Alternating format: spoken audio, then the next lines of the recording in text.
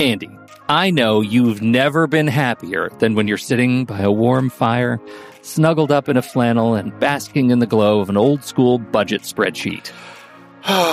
It is a special day I can shut down the world for a little me time. In a world full of applications, why do these antiquated documents and spreadsheets still run the world? And why haven't they been updated in over 50 years? That's why we want to talk about Coda. Coda is a new kind of doc that brings words, data, and teams together. It comes with a set of building blocks that anyone can combine to create a doc as powerful as an app. Coda runs our entire business here at True Story FM, from show scheduling across dozens of podcasts and scripts for thousands of episodes, to budgets and plans and wikis and more. Coda lets us see our business in a new light. If you'd like to shine a light on productivity in your business and save money along the way, check out Coda today at thenextreel.com/Coda. It's hard to believe that we've been having in-depth weekly conversations about movies since 2011. So many great conversations over the years about so many great movies. All that said, producing this show week after week requires a ton of work behind the scenes. Becoming a Next Reel member gives you access to all sorts of additional and exclusive content. Plus, you're helping us keep the lights on. Just head to thenextreel.com/membership, where you can learn more about becoming a member, which costs a measly $5 a month, practically the same as one fancy coffee drink. And you get so much more. Every month, we record a bonus episode exclusively for members. Those episodes cover movies from whatever series we're covering at the moment, or add to previous series. Some movies we've covered that only members get to hear us discuss include The Blues Brothers, The Russia House, Naked Lunch, Independence Day, The Hot Rock, and Relic, the better one. Plus, members get to vote on what we're going to discuss for those episodes. We also record additional pre- and post-show content in regular episodes that only members get to hear. Like conversations about similarly themed movies. And answering listener questions from our live member chat. Speaking of our live member chat, we record almost all of our episodes in Discord, where members can chat right along with us live. Members get access to other members-only channels in our Discord community as well. On top of all that, members get all episodes a full week earlier than everyone else in a private Next Reel feed just for them that includes all the shows in the Next Reel family. The Next Reel, the Film Board, movies we like, Sitting in the Dark, and more new projects on the way. To top it all off, members don't have to listen to ads. We've already eliminated those annoying, dynamically inserted ads that, let's face it, we all hated. We are listening to you. We love podcasting for a living, and those ads help to pay the bills. Now, we're counting on you, dear listener. We promise. We aren't going back to those terrible, dynamically inserted ads that don't relate to us at all.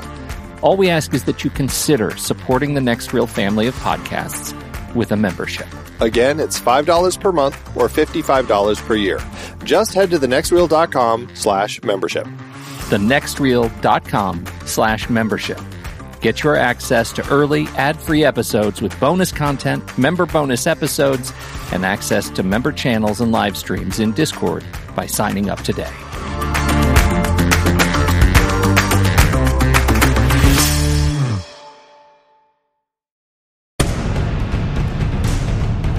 Before Steve Rogers could do this all day, before Batman asked Superman if he could bleed, before Venom got weirdly obsessed with the pancreas, there was a superhero boom in the movies of the late 80s and early 90s that paved the way for the golden age we are presently experiencing. But how did these movies prepare audiences for seeing comic book heroes on the big screen? What mistakes did they make? A topic this big is too big for one show, so Andy Nelson joined the folks from Road to Infinity and the Most Excellent 80s Movies podcasts for a crossover event at this year's Phoenix Fan Fusion. And we are lucky that they actually turned on the recording device to share it with you this fine July hiatus. Enjoy!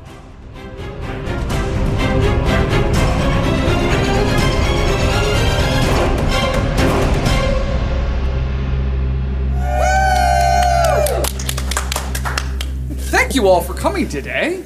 Today we have an incredible panel for you. We are going to have a live podcast recording. We have four, correct? Four? Three. Three? We're one person. We are a single podcast. Yes. We have three podcasts represented by four people. And they're going to talk about the history of superhero cinema. All of us love the Marvel films, the MCU, but that's not where it all started. We're going to have the opportunity to take a look back at the history of where it came from and potentially where it might be going. Or maybe I'm putting words in their mouths. Before we get into the actual content today, I'd like to give them all an opportunity to introduce themselves. Starting with Chrissy. Oh, okay. Hi, I'm Chrissy. And with me is Nathan Blackwell. Hello, everyone. We're the Most Excellent 80s Movies podcast, where we watch the movies of the 80s that we love. Question mark? Question mark? Love, exclamation point? Yes. Hate, question mark? And hate, exclamation point. Exclamation point. With 2019 eyes to see whether or not they're as wonderful as we remember. Are they? It's a mixed bag. You'll have to listen to the podcast to find out. Yeah. I like that hook. Yes. Often surprised by what I truly love now, like as an adult, and when I'm like, ew, why was I obsessed with this movie? Yeah. Duly noted. All right. Nathan Blackwell, also the Most Excellent 80s Movie podcast. I'm a filmmaker, and so that's also part of one of the takes is right. that she's a mentioned. comedian, I'm a filmmaker, so we're Yeah. lending different perspectives. But Yes, his perspective is one of knowledge, and mine is one of stupidity. You may take twice as long because there's only one of you. Because I'm just one person. Hi, everybody. I'm Andy Nelson from The Next Reel.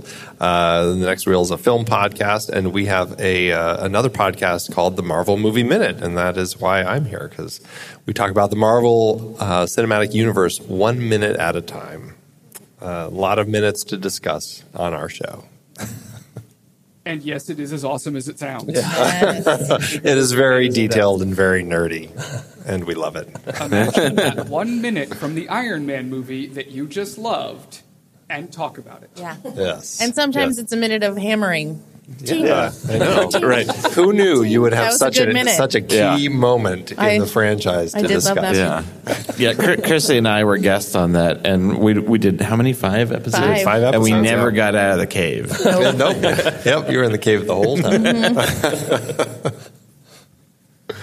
All right, I'm Kyle Olson. I'm from the Road to Infinity podcast. It's a Marvel Movies podcast. We decided to watch a Marvel movie a week in anticipation of Infinity War, and then when we found out Infinity War was actually part 1 of 2, we sort of kept going, and now we keep talking about all the Marvel stuff. What I like to do is give a little bit of perspective in terms of where the comics were, what the original characters came from, and what the differences in the storyline, plus a little bit of background of where Hollywood was and what was going on at the time that the movies came out, to give it a little bit of context, and then we get super nerdy about all the Marvel movies. So we're going to be, we are sort of waiting for Spider-Man. That's our big thing. But then after that, we're going to try and come out with some more regular stuff in between, because it's going to be 10 months before the next Marvel movie after that. So we're going to do some stuff in between to keep Marvel fans happy. Marvel's taking a break. Right? I have learned so much about the history of Marvel movies that I had no idea about by listening to that podcast. It's good stuff. So, subscribe to all of these podcasts because they are awesome, and these are awesome people you want to listen to on a regular basis. We'll wait. Including for the next hour. Yes. As we talk about the secret origins of superhero cinema. So today, our podcasters have taken a look at history of superhero cinema and broken it into 3 distinct eras.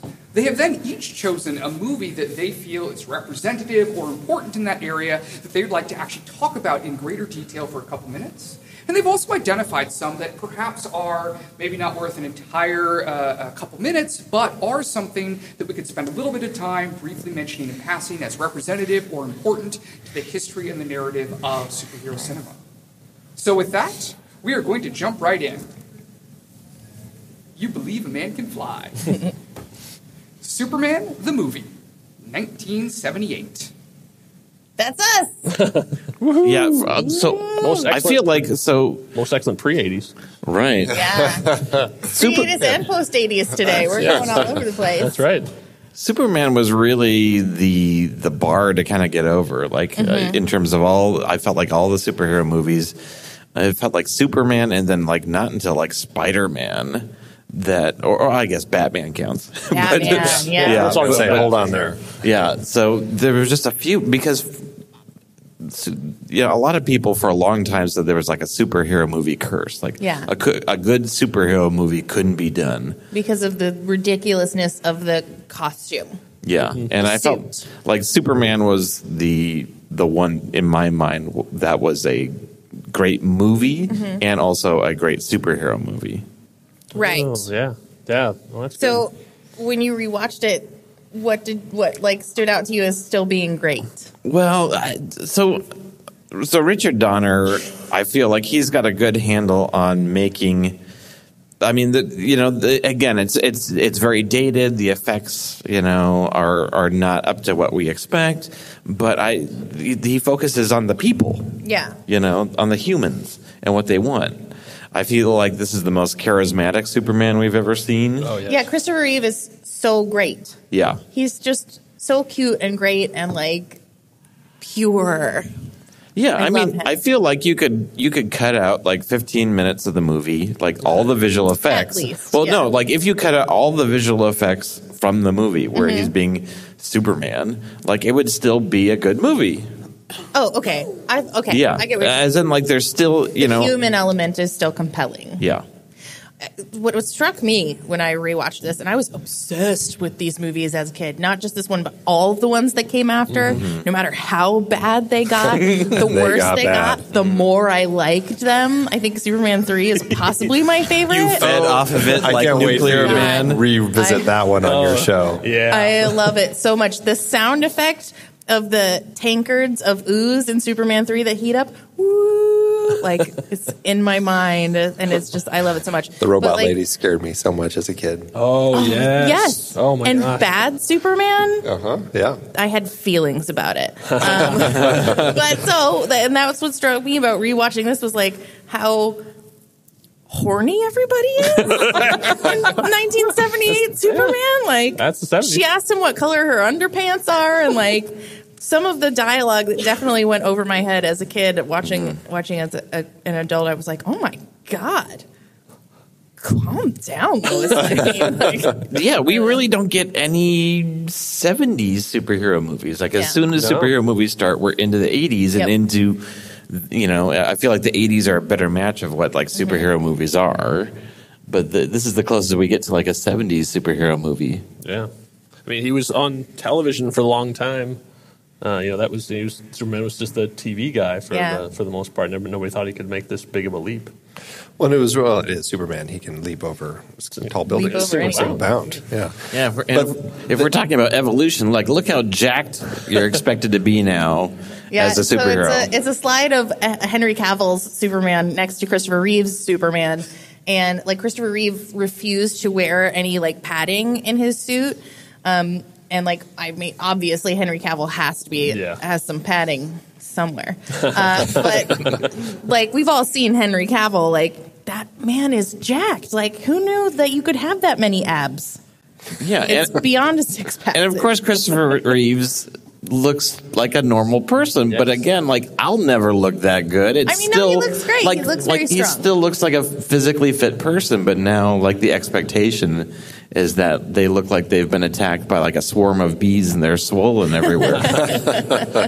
Well, in terms of the comics, I don't want to get too far off of it because I know we're sticking to movies, but there was a big debate after sort of Superman came out, is it Clark Kent pretending to be Superman, or is he always Superman pretending to be Clark Kent? Mm-hmm. So at this point, he's Clark Kent. He's a human, he's a guy, and he can also do this stuff. Mm. By the time we get to where we have Man of Steel, it's the opposite. Yeah. He's an alien, and they emphasize the alienness of him, and that he's putting on a suit, like pretending to be a human being. Mm-hmm. I think that's a very different feeling in the movies, because there's a lot of heart in Superman 78, and that there really isn't in Man of Steel. Yeah. Go well, and also I think that a big thing about it is that they made Superman for everybody. It wasn't just a kids movie. And the TV shows, like, I mean, I think superhero stories really were largely relegated to kids and comics, and they weren't thought of as something for the whole family. And so I think that's something that they really did with this 1978 Superman is they said it's a story for everybody, Yeah. and it's a really interesting story. And it's about real estate.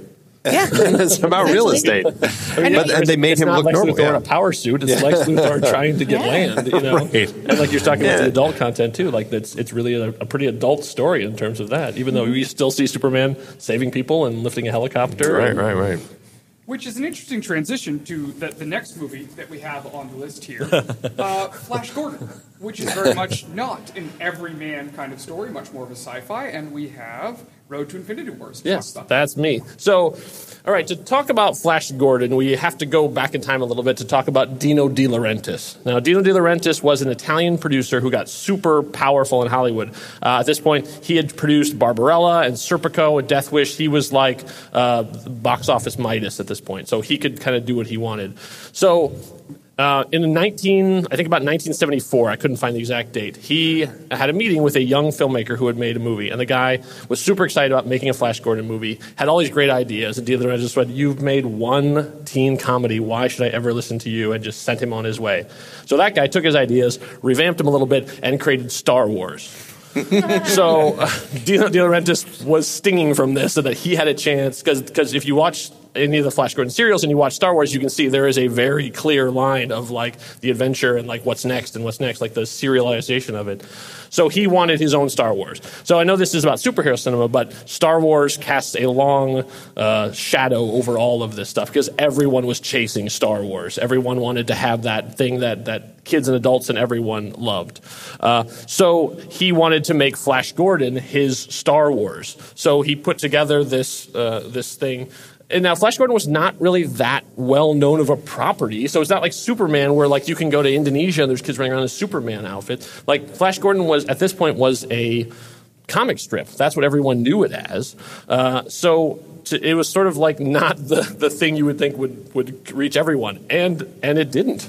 I've never seen it. The story behind the scenes of this is just fantastic. We could do a whole hour just about all the machinations that happen behind the scene. But like some of the highlights I found were they got a real smart script, and the other just went, no, I want it ridiculous. I want it comic booky. So he hired a guy who worked on Batman '66, like the Adam West Batman, and that's what he wanted. And that the guy then because Dylan barely spoke any English, that had to be translated by someone into Italian, and then once it was approved, it had to be translated back into English, which explains a lot when you watch the movie because almost nothing makes sense. So when they shot it, and mostly in Italy with an Italian crew, who none of them spoke English, so the director could talk to the cast and the cast director, and no one could talk to the crew at all. They had to have translators for everything. But through it all, the thing that amazed me most watching it again, especially in high definition, is the costumes are amazing. Yay. Like they went all out. Like I had to pause on like my HD screen. Yeah, that's a humble brag. And because you see like Ming's like collar and his chest plate are all covered and they're all shiny. And I realized they're made up of thousands of beads. Like they stitch together every single one of these things. There's no in the picture we're showing on there. It's very much like a spandex looking thing, but inside every little piece is all hand stitched. There must have been 100 Italian sewers out there just frantically working on all these costumes. It's terrible. It's like you watch it again and it makes no sense at all. Mostly because this is like the personification of white privilege. Their Flash Gordon is such a lunk. There's nothing to him. He has no charisma, no charm, no military ability. He shows up and they're all like, you need to lead a revolution. Why? He's not stronger, he's not faster, he's not smarter. He's just the blonde-haired, blue-eyed white guy that showed up. And so they're like, well, you're the guy. Yeah. At least like in the serial, he was like a pilot and he was like a military hero. Yeah. And then he had a scientist friend and a reporter girlfriend, and they were like a team, and they knew what they were doing. And then we have like a football player who seems like he's lost. Not even a great one. He's not supposed to be Joe Montana. He's like third string. I mean, there's he really gets nothing. He gets to fly it. in his own plane. He's like a private jet. Sure, yeah, true. Well, he's still in the NFL, so he still gets perks. Right. So yeah, he's not like a kicker. But it's sports ball reference. Yeah, Come to me for the sport ball references. There's our sports reference for the day. Yeah, no, I have no idea what I'm talking about. I say third string just because I've heard someone say it. But you can see a lot of where it came from. Like, did anyone take any inspiration from this? Not really. But you can see the level of craftsmanship in terms of, like, they built real sets. Like, as opposed to now, like, you watch episode 1, and it's like, it's them walking on green screens, and you can tell the difference between them running down a hallway in Flash Gordon, where they built a real hallway, and they built a giant disc for them to fight on top of that apparently was so newly finished that when the actors fell on it, they had to stop the production to get the silver paint off of them. It was still wet. But the production design, you can see, like, I was looking at some of the characters, and they look like characters that come out of Canto Bight? Canto Bight from Last Jedi, or the Sovereign from Guardians of the Galaxy 2. It's that same sort of completely ridiculous, over-the-top, overly dressed, rich, a-holes that are surrounding them all. It's clear that the people had watched it too. But boy, yeah, it was tough to watch. I mean, like, John Carter, which doesn't get a lot of love, did this story so much better. And yeah, this is one because it's got 2 great Queen songs in it. It sort of endures. But yeah, so would you say that maybe like a theme of these early superhero movies is that they're still kind of grasping on how to adapt a comic book? Yeah, I would definitely say. I mean, that they found with Superman, they sort of went for casting Christopher Reeve. I think was the best thing they ever did because he has so much natural charisma, and you just like him.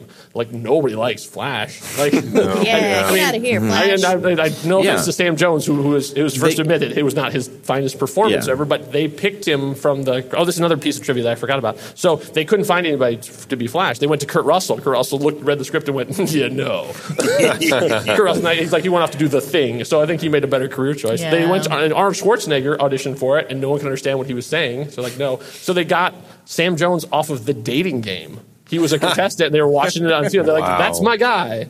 That's as close to my offensive Italian accent. Was that your Dino? That's my Dino. Yeah, so I think it came down to a lot of it was casting. So it's like, if they had Christopher Reeve playing Flash Gordon, it might have been a very different movie. Yeah, but it sounds like the important thing with this one was the costuming. And so moving on, because we've got to get through a bunch more films.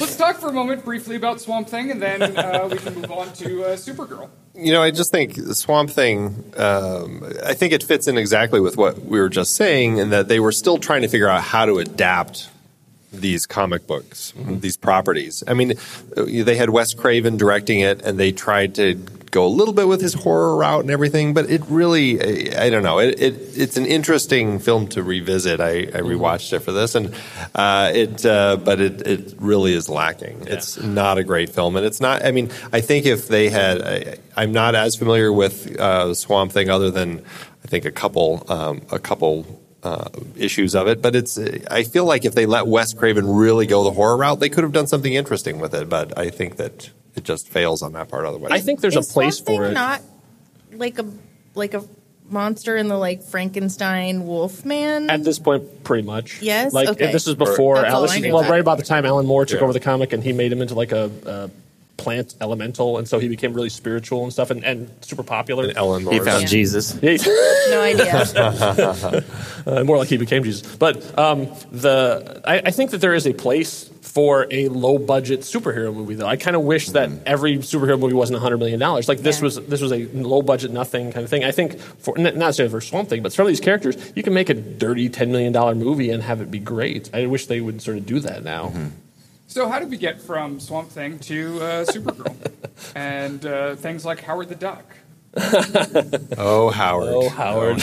Because we have those briefly mentioned as, we're going to spend a little bit of time with Howard If the we Duck. just trusted George Lucas and let him do whatever he wants. This was at the height of like whatever George wanted, George got, and that's what he wanted. Yeah, Howard the Duck was, and this is an interesting one because it actually had been around for quite a while. I mean, George Lucas, found the comic shortly after he did American Graffiti, and he talked to Willard Huyck and Gloria Katz, who wrote that with him, and was like, oh, this would be a fun little thing to make. And over the next 10 years or so, they kind of came up with a plan, and they made this kind of mess of a movie. And what's interesting is that they actually initially wanted to do it animated. And I think if maybe they had, and if maybe they had stuck with kind of the character a little closer, it would have been better. But they had a deal with Universal, and Universal required it to be a live action movie that they made. And George Lucas was like, oh, I've got this special effects company. We'll do this duck, and it'll be great. And they spent a lot of time trying to get this duck right, and they never did. And it just was this disastrous thing, and nobody ever bought into this duck. It's just a terrible costume from beginning to end, and it's a terrible script. And the problem is, I mean, and interestingly, I thought this movie was actually a bomb. It actually barely made its money back in the box office, which was a little bit of a surprise. But the writers, they didn't even, and I think this goes to kind of what we were saying, this whole idea of trying to figure out how they're going to translate a comic book property into a film. Hike and Katz's first inclination with it was to kind of remove like all the kind of rude and obnoxious stuff that kind of makes Howard the Duck who he is. Mm-hmm. And also their version of it, this is what Gloria Katz said. She said, it's a film about a duck from outer space. It's not supposed to be an existential experience. We're supposed to have fun with this concept, but for some reason, reviewers weren't able to get over that problem, blaming it on everyone else. Steve Gerber is the one who came up with the character. And he said his view of the character is that it's a kind of this cosmic, he calls it, this is no joke. There it is, the cosmic giggle, the funniest gag in the universe. That life's most serious moments and most incredibly dumb moments are often distinguishable only by a momentary point of view. Anyone who doesn't believe this probably cannot enjoy reading the Howard the Duck. His point of view on kind of the absurdity of it all is kind of what makes Howard the Duck what Howard the Duck is. And I don't think Hike and Katz ever figured that out. And that, I think, is the biggest problem with it, plus that awful costume. Yeah. So, and you're talking about adult content in Superman. The adult content in this is so creepy. Oh, God. It's like, the 80s, what they could get away with in PG movies sometimes, let's paint this lady white and make her look like a duck and put her in a bathtub. And we can have a nude scene now. It's like, what? Nope. Oh, yeah. Terrible movie. Oh. That's why we're all so well adjusted now as adults. Not to mention the animal love that we get with Leah Thompson and Howard. Yeah. Marvel's first film, and a bit of a disaster right out of the gate. But memorable theme song. I was tempted to bring it. I couldn't find it on iTunes. Oh, yes. But you wouldn't want to. No, I could probably find it on YouTube. But again, I wouldn't want to. No. So how does that compare to some of like the darker themes that you see in the 1989 Punisher, or even Batman, which? Yeah. Punisher is interesting because it's the first one that's really true to the character. I mean, like they were afraid of the costume, so it wasn't like so he never wears the skull in the whole thing. But Dolph Lundgren, I thought, did a pretty decent job as being like. But basically, they made Death Wish again. Well, it's like if the Punisher doesn't have a costume, then he's just like a really angry dude, right?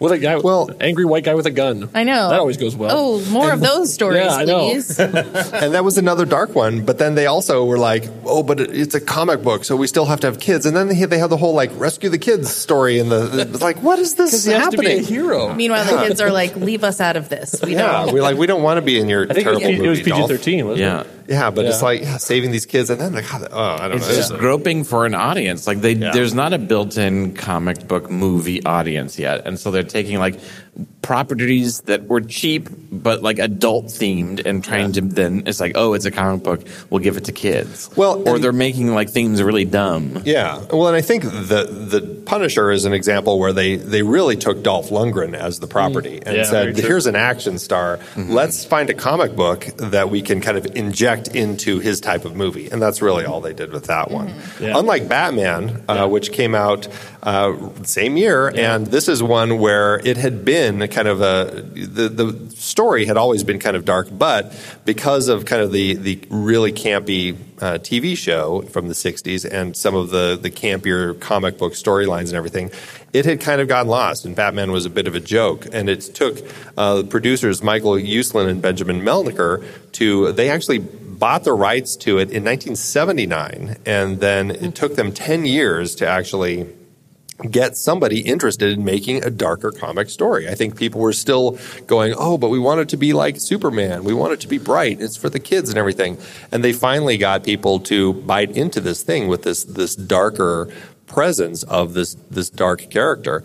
And I think getting Tim Burton at the helm of it and Michael Keaton, as much as it was controversial at the time, Batmania was crazy in 1989, but people were still arguing that Michael Keaton was a terrible choice. He's this comedian. He's this guy who just played Beetlejuice. Yeah. Exactly.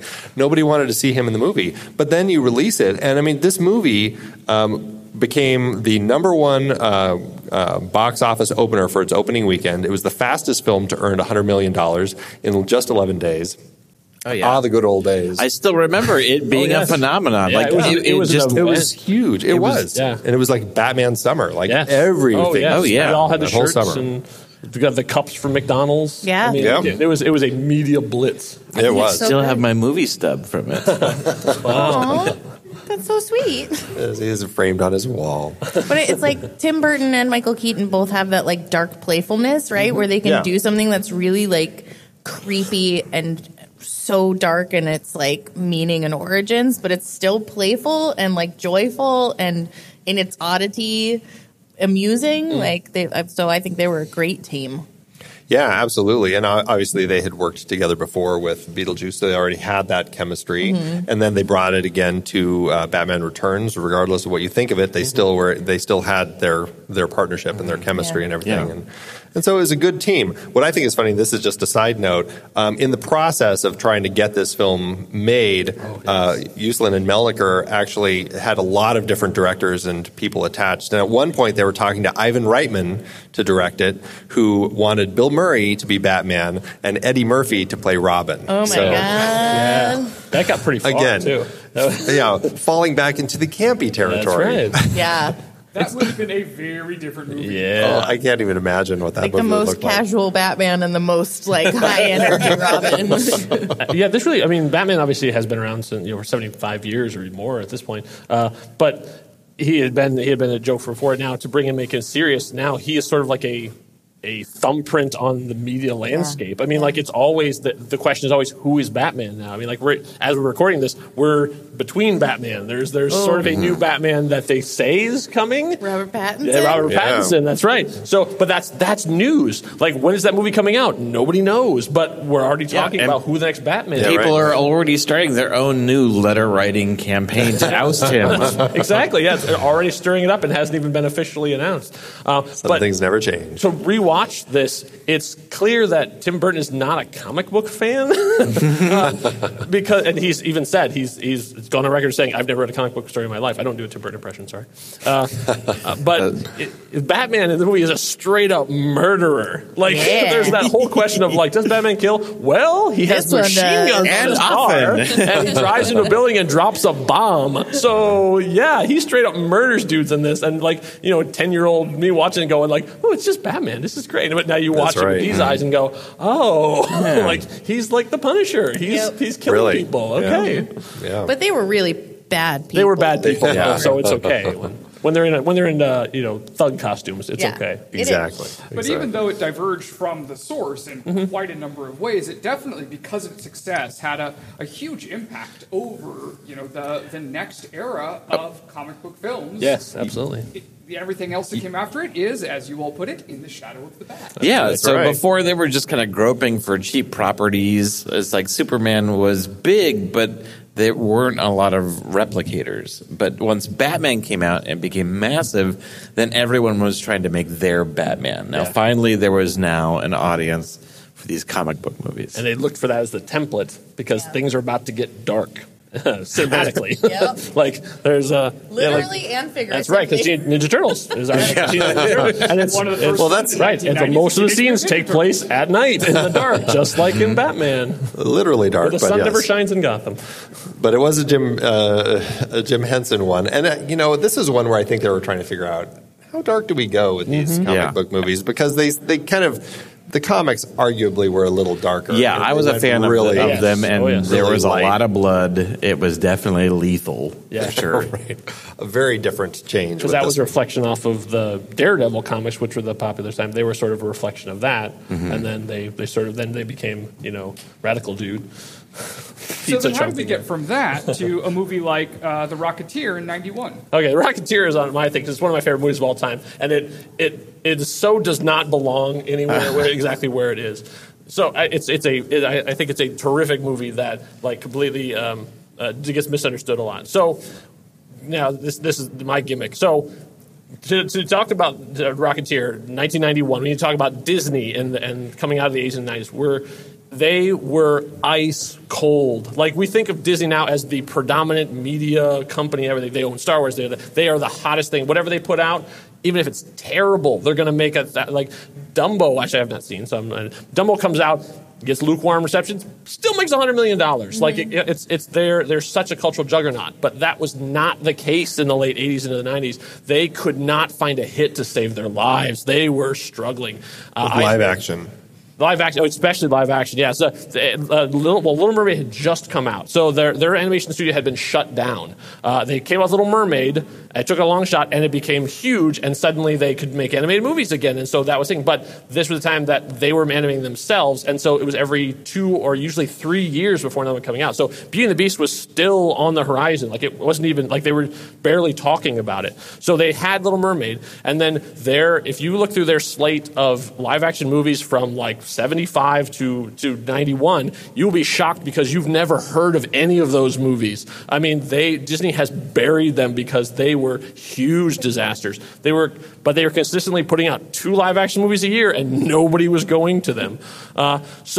And this is also the time that for Euro Disney was sucking all the money out of their pockets too. So they finally got a hit, and it was called Honey, I Shrunk the Kids. Yay. And it was not only was it a legitimately great movie, but it was a success for them, and they had no idea what to do. We've never had a live action success in so long, and so they were trying to figure out how to capitalize on it. And they still really didn't. They tried to sequelize and everything else, and it's been awful. But we got a remake coming out soon. And a remake is coming, yeah.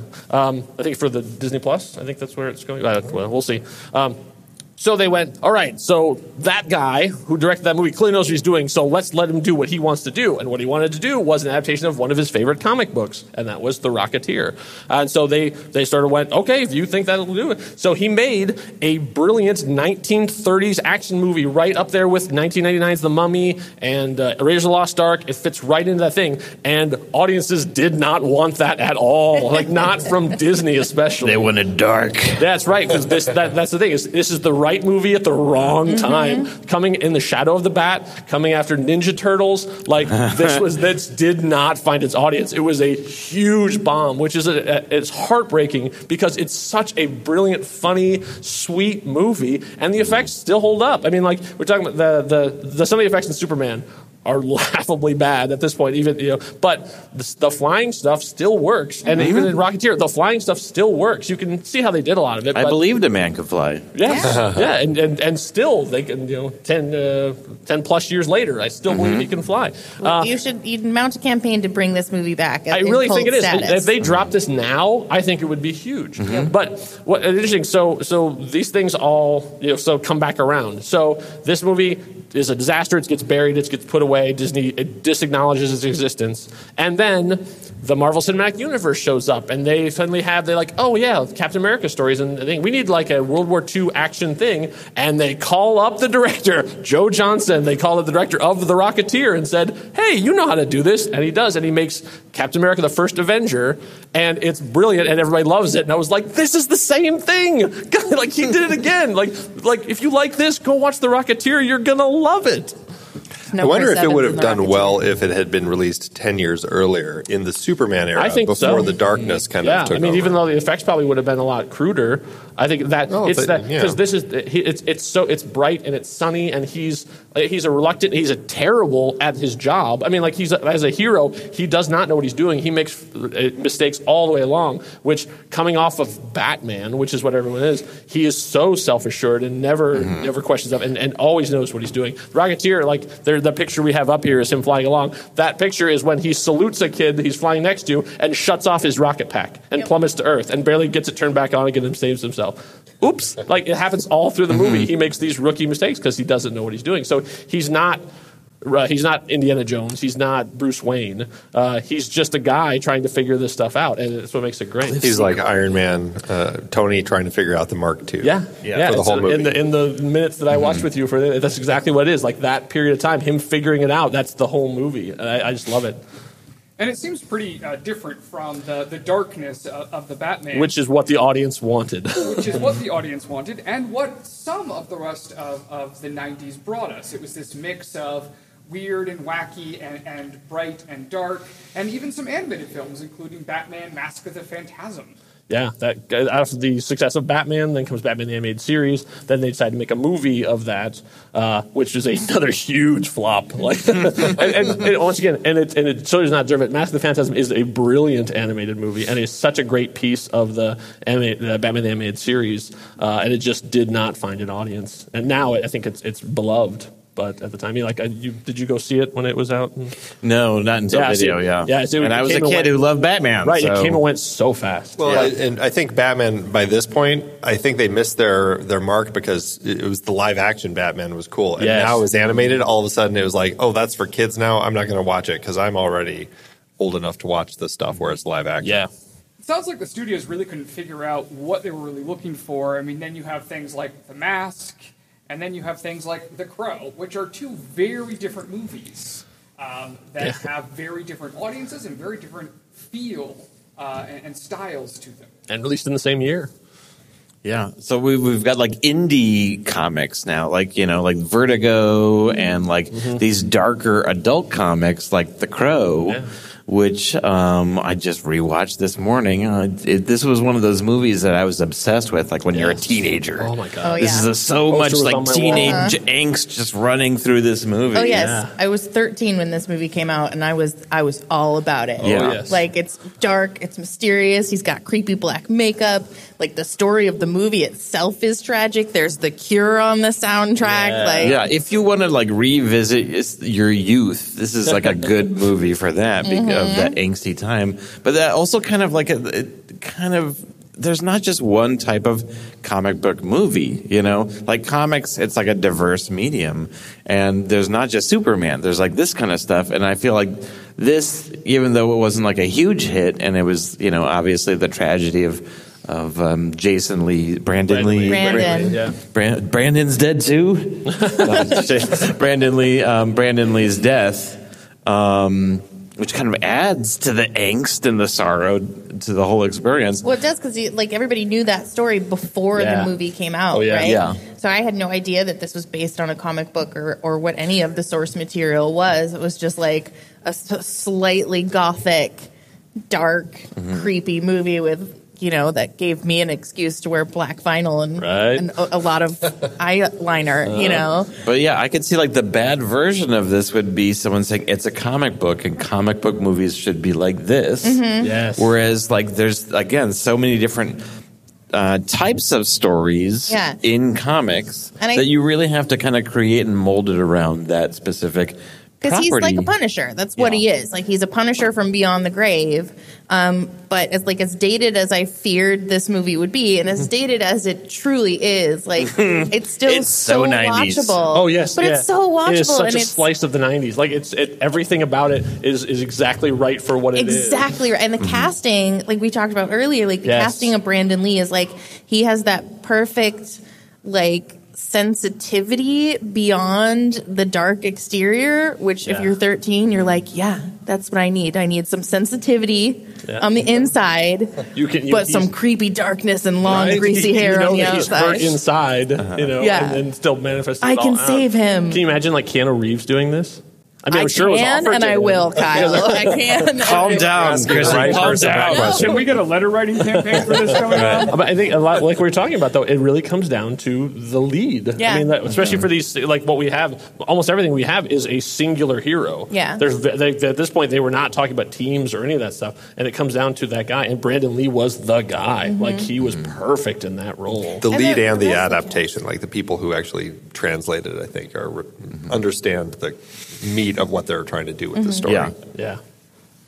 Yeah, and then like a 90s kid unattended in fishnets and combat boots skating around on the rainy streets of the city is like, I want to be her. Yeah. I want to be best friends with the Crow and just skate around and have Ernie Hudson buy me Chinese food. But I think it shows it too because it's a strong concept of like the revenge stuff too, and they have never been able to replicate it. They've tried. No, The Crow 2 is terrible. Oh, that's awful. And it was a TV series. And it was a TV series, and it was they've made 3 or 4 different direct-to-video movies too. I think David Boreanaz was in one of them. What? Yes, he's a villain. I think isn't he the bad? He's not the Crow. He's the.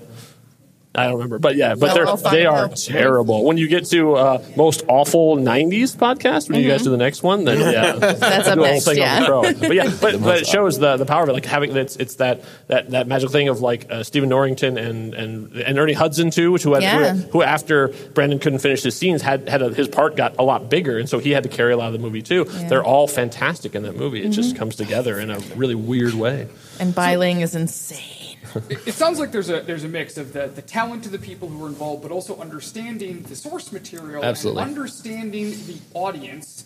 And it sounds like sometimes they got it. The studios understood what they were doing, and sometimes they didn't. I forgot that the shadow even existed. Yes. Oh my gosh. Yeah. Alec Baldwin as the shadow. And I think he even acknowledges that was a mistake. Oh, geez. Oh, just Dredd. Oh, man. I could talk for the rest of the podcast about I'm so Judge glad Dredd, we but I'm not have going to. a much better version of that. There are lots of feels there. Oh, and then And what's next is yes, there we go. Girl.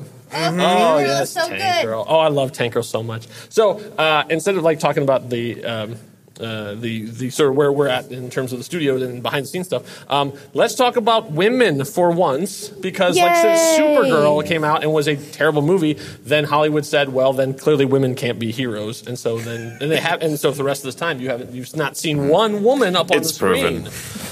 So this one they found this really weird independent comic. Once again, no Marvel, no DC. This is all on its own, Tank Girl, and then do it. And so this is a movie directed by a woman. This is the production designer was a woman, female lead. It is girl power before girl power. Actually, right about this time, I say 95. That's and Spice all Girl the time. dudes are kangaroos. And all the dudes are kangaroos. Yes, this is a movie where Lori Petty has sex with a mutant kangaroo. Yeah. Like, how is this not a gigantic hit? I don't understand. Ice-T is in this movie as a mutant kangaroo. Yep. Like, even so, people have tried to come after him about that. Like saying that he's like, man, I got paid so much for that movie. He's like, I'm not ashamed of it at all. Like, he is proud of the work he did. Malcolm McDowell was right after Star Trek Generations, as cast him as the villain. It was unbelievable. So Rachel Talalay is the one who directed it. She had worked for John Waters. So if you watch John Waters movies and then you watch this, you can kind of see, oh yeah, clearly it's the same aesthetic.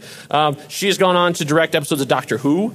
Heaven Sent and Hellbent. She directed Twice Upon a Time. The director designer was Catherine Hardwicke, who has directed Lords of Dogtown in 13. Lori Petty is amazing. She was coming off of League of Their Own and Free Willy.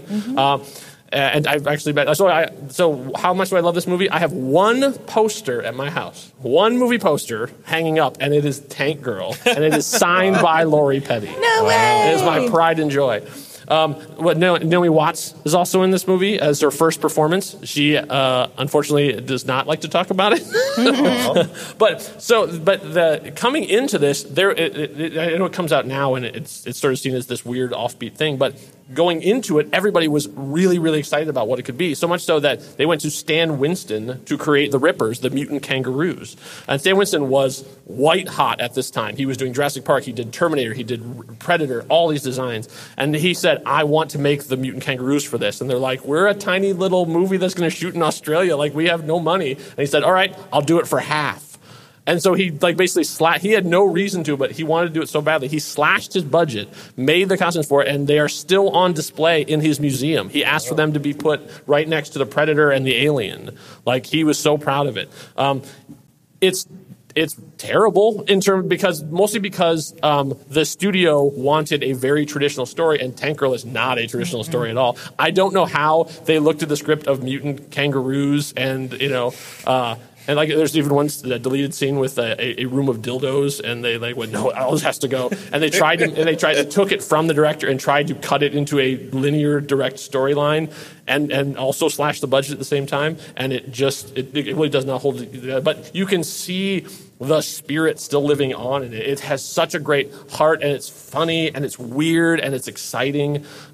They took all the stuff they couldn't do and embraced it. There was a major action sequence was going to happen with, like, there's tanks and there's jets all flying around doing all of these things. And the studio said, yeah, we're not going to pay for any of that. So they went to an animation studio, and they had the animation studio create the entire sequence. So the movie's going along, and all of a sudden it just switches, and it's this brilliant graffiti, pop art, animation battle scene that happens, and then they, like, at the end they all walk out of it like, yeah, that's what just happened. That's what happened. It's so awesome, and so I called it the awesome apocalypse, because this is like post-apocalyptic, but everyone thinks everything is cool and everything's awesome, and you can see that stuff in, like, Sunset Overdrive and Rage 2 and Far Cry New Dawn, where instead of having everything be brown and gray like Mad Max, you have this explosion of, like, anything that's color, everybody wants it because that's the only color you get to see is what you find. And I like something that you said there. It's this idea of it being the heart and soul, and having this, you can feel that movie had something special. They didn't pull it off right, but it had something to start with, which actually takes us kind of to the next era that we're talking about, era number 3. I make this look good, where we take the excitement of the 90s and the things they tried to do, and we turn it into something that's actually good. We don't get to talk about the Phantom. Nope. Let's skip the Phantom. Wow. And I don't know that it started out with you. No, but this is still the grim and gritty. This is the Crow influence. This is the dark, serious, brooding. Yeah, because they can't make bright spandex look good yet. No. Yeah, we're still in the black leather phase, and we will be for probably the next next number of years. Yeah, probably until X-Men. Yeah, X-Men are still in the black leather. Yeah, like they don't even do like a full costume for a while. It's like the yellow X, right? And that's it. Yeah, that's right. Subtle. You know. But we go from Spawn to movies like Steel. Steel. Dear. Yes. 7. So Steel, I just as a side thing of Steel, I know. Let's not talk about Steel. I'm not going to spend a lot of time on it, but I love the fact that they decided to make a spin-off of Superman, which is what Steel is. Steel was a character in the comics that was a guy who was inspired, John Henry Irons, for those of you who are paying attention. He was so inspired by Superman, he made a super suit and became Steel. So they decided to make a Steel movie starring Shaq, which, sure, box office gold, because Kazam, and strip it of all connection to Superman. Like, he's just a guy who puts on a suit. There's no mention of Superman at all. He's just like, he's basically an Iron Man before Iron Man, I guess. Yeah. And it's awful. And we go from that to something like Men in Black. Yeah, I feel like I'm dominating now because this is mine as well. So I'll make it brief. Yeah, this is tough because it's hard. So Men in Black is, it's easy to be brief on it because it's just a perfect movie. It's like so good. I love Men in Black so much, and I watched it again even with a critical eye, and it's just brilliant. Like everything, this is the weird alchemy of Hollywood. Everyone coming into this movie are at their peak. Mm-hmm. Like you have, Tommy Lee Jones is right off of The Fugitive, and Will Smith is right off of Independence Day, and Barry Sonnenfeld is right off of the Addams Family movies, and you get you have Ed Solomon, who had created Bill and Ted's Excellent Adventure. You have Bo Welch, who had just worked with Danny Elfman on all his stuff. Barry Welch and Danny Elfman, who had just worked with Tim Burton on all of his stuff. And Rick Baker, who is like a special effects legend. All of them are at the peak of their talents, and they all come together. And Steven Spielberg shepherds the whole thing. Yep. Oh my God! This is the Avengers of movies. Like these are, and everybody is coming in at the absolute peak, and instead of it completely imploding, it creates a fantastic movie. Now, behind the scenes, apparently it was a mess. Like they were running around everywhere, and the scripts changed dramatically, and they reshot. They actually ended up almost reshooting the movie in editing. They eliminated an entire alien race. They changed dialogue. They did all this stuff, but it still works. Like all of it works. Everybody is funny and interesting. The world is believable. There is real heart and real emotions. And I'll just do one of my favorite scenes in this as a writer. That lit up my brain is that there's a scene where they're at the farmhouse where you hear an argument going on between the husband and his wife, just about how terrible everything is. And it's all done in one shot, and you see a light starting in the sky come down, and it turns out to be an alien ship. And so he's complaining about everything that's going on, saying, like, the only thing that works around here is my truck, as the alien ship smashes into his truck and destroys it. And he steps out. Now, anyone who's a writer, at that point, the typical thing would be, oh, I can't believe, oh no, why would it? Like this huge reaction. But instead, he walks out, opens the door, looks at the destroyed truck and goes, figures. Mm-hmm. It's just like this, oh my God, like I remember in the theater, just like it lighting up my brain, like, oh, we're going a whole different direction. Like you never know where this movie is going to go because it has a completely different rhythm to anything else. And it sounds like they finally got to a point where they actually elevated the source material. They understood it's better than their the comic audience and are willing, as a studio, to meet the audience where they are. Because at the same time we have something like that, we also have movies like Blade, which is first great Marvel action. Dark Yeah, right. and gritty and completely different. Yeah, it's its own thing. It's its own movie. And honoring so its good. source material. Yeah. And then comedy movies like Mystery Men. Yeah, the team. We finally have a team. Oh my God. I loved this movie when it came out in 1999. Like, I was all about Ben Stiller, Hank Azaria, Janine Mr. Garofalo. Furious. Eddie Izzard is in this movie. Greg Kinnear, like William H. Macy. The Blue Raja. Paul Rubens. Just like on paper, it looks so good. And I watched this movie, and it's garbage. It is straight trash. There's nothing good about this movie. Wow. But Nothing Casanova survived. Frankenstein. It is so bad. Like, it's so sexist and like casually racist, and the jokes are so homophobic, and it's so bad. But then just a year later, we've got X-Men, which I feel like, in my mind, is the movie that kind of broke we're talking about like comic book movies and superhero movies, but I feel like X-Men was the first one to kind of dispel the curse of the superhero movie. Yeah. Well, yeah, and it really was. Like, Mystery Man's supposed to be a spoof of superhero movies that don't even actually exist yet. That's right. Yeah, that was. It's spoofing the Avengers before there is an Avengers. Yeah. It's spoofing the X-Men before there is an X-Men. Yeah, it made sense as a comic because there were plenty of comics with teams. Movie-wise. But by this point, nobody had seen a team in a comic that really was a successful film.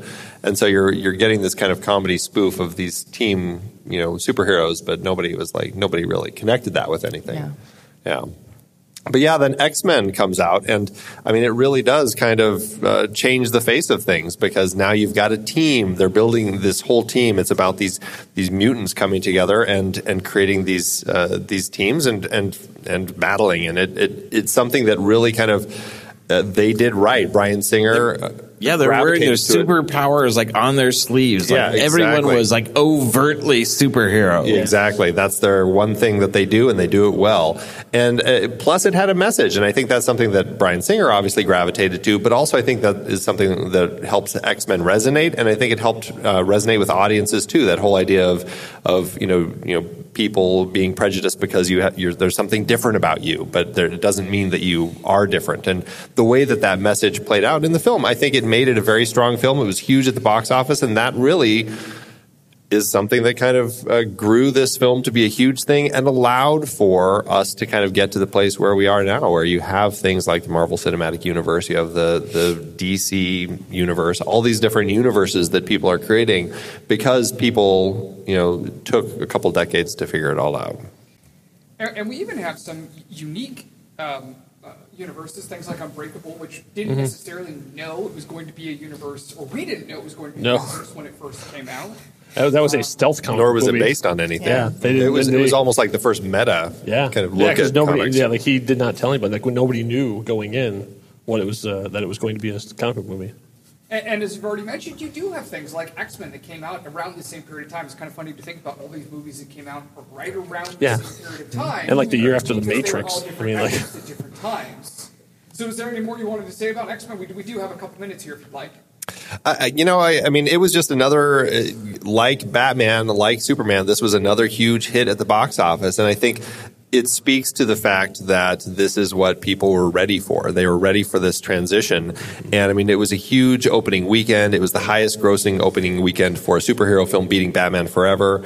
The sixth biggest opening of all time. And it was just a big film. And obviously it allowed Bryan Singer, another persona non grata these days, to continue making more of these and to tell more of these stories before the power of X-Men, too, is casting. I mean, most of the people going into this were, I mean, we had Patrick Stewart, who we loved, but no one knew who Ian McKellen was. This was before Lord of the Rings. And the big surprise with that one was Hugh Jackman coming in as Wolverine, because it originally was Doug Ray Scott who was supposed to be Wolverine, but he had to back out because he got injured on the set of Mission Impossible 2, and so he couldn't do it. From and then motorcycles. They were already jumping around motorcycle stunts. They were already in production on X-Men, and they were kind of panicking. And Bryan Singer wanted Russell Crowe to be in it, and he didn't think that he was the right choice. But he said, "Hey, I've got this buddy down under, Hugh Jackman. Why don't you give him a try?" And Hugh Jackman, he didn't have as much experience, but he read for the part, and he was perfect. And He's perfect. now, I can't even imagine them doing this movie without him. And I think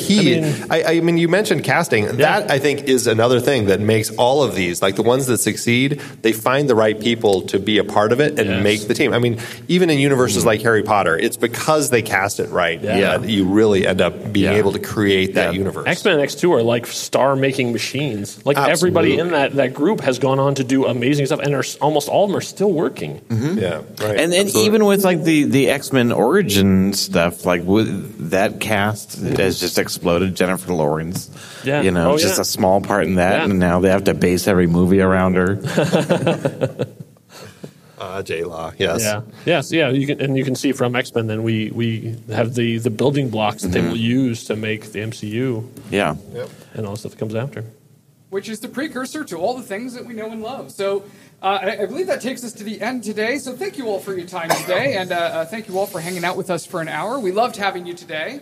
Real quick, one last thing. If you like what we're talking about, if you liked hearing these people, they do have podcasts. They run on a regular basis. You've got the Marvel Movie Minute, taking on the films of the Marvel Cinematic Universe 1 minute at a time, now playing Iron Man. Yeah. That's right. We're cranking through the Marvel movies, and next up we'll be talking about the Incredible Hulk 1 minute at a time.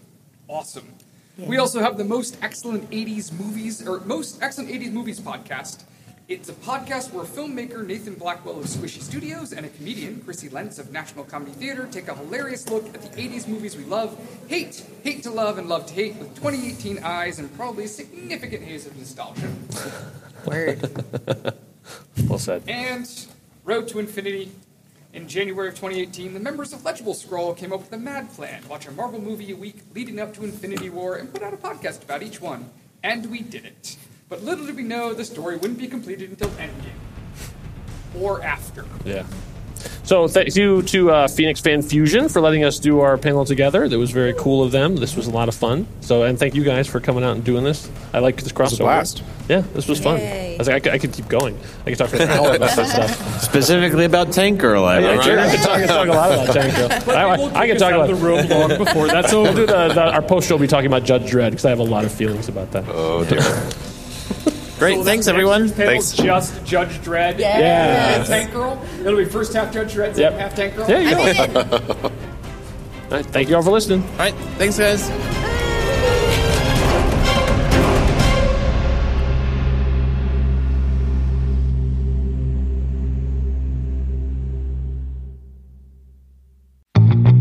I love the conversations that so many of our hosts have had on their shows. Steve and JJ on Trailer Rewind, Ray and Ocean on Silver Linings, even Tommy's short-lived Wait, Hear Me Out. So many listeners want to make sure they've watched the movie before tuning in to any discussion on our podcasts. Well, the best way to watch the movie is to look it up on our watch page. Our watch page lists all the movies that we have discussed on all the shows from the Next Reel's family of podcasts, including the one you're listening to right now. It's your one-stop shop for Apple and Amazon links where you can rent or buy the movie. Trailer Rewind movies like Raw, The Nice Guys, The Peanut Butter Falcon, or Free Fire. No, wait, hear me out movies like Josie and the Pussycats or Return of the Living Dead. Or Silver Linings movies like Repo Men, Daredevil, and The Wolfman. Plus, by using those links to rent or purchase movies, Apple and Amazon will show us a little bit of love, which allows you to support our family of shows with minimal effort. It's a great way to support the show and find something to watch. That's right. Head over to thenextreel.com/watch to pick out your next movie and start watching today.